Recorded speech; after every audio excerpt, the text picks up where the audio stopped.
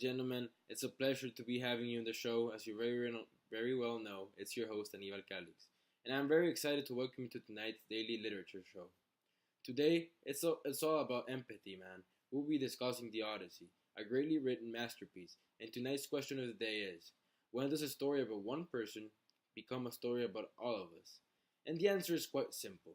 A story about someone becomes of all of us when we can feel empathy and to that specific person and being able to relate to it.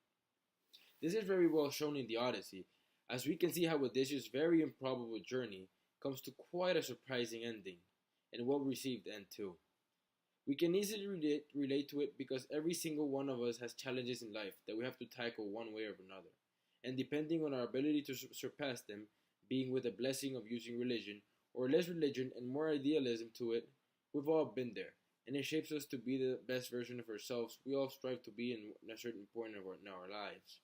Relating to the topic, next up in our show, we will have Javier Raudales, who will be discussing how does one's personal beliefs influence and affect the character's life and actions. Thank you very much, and it's been a pleasure.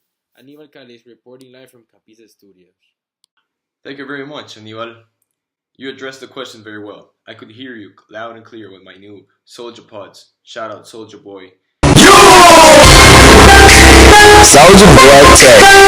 I got the new bands, y'all. He always got me with some fresh stuff, man. Check him out.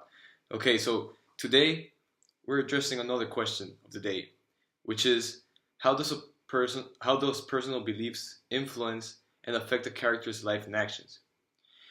Using our epic character in the Odyssey, the Almighty, the Great, I don't know what to say, but yeah, you get it. The Almighty Odysseus. The answer is quite simple as well. We know Odysseus as a leader, a courageous fighter, and a confident individual. We could also see him as a very smart person. He was a very, very smart and sharp person. He wasn't an intellect, so to speak. But we also see him as a very arrogant person. We could see how his arrogance reflected in his journey. When he blinded Polyphemus, whatever his name is, I don't know how to pronounce it. The Cyclops, in other words. He was an untouchable creature.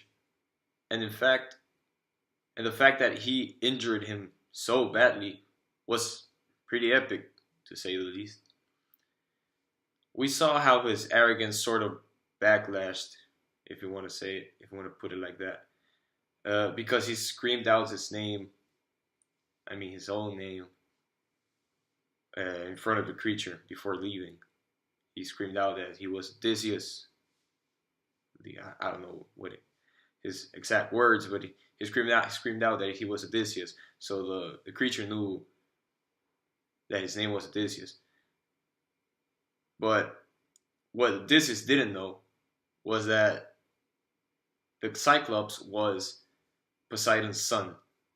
So we saw how he got punished by the god Poseidon. So one lesson we could learn today is to always stay humble, kids. I mean, seriously, that could really backlash someday. So yeah, see you on the next one. Thank you, Aníbal. Peace out. Take heat, fuck these niggas. Bitch, I'm silly. Off them choppers, shoot your shit up, let's get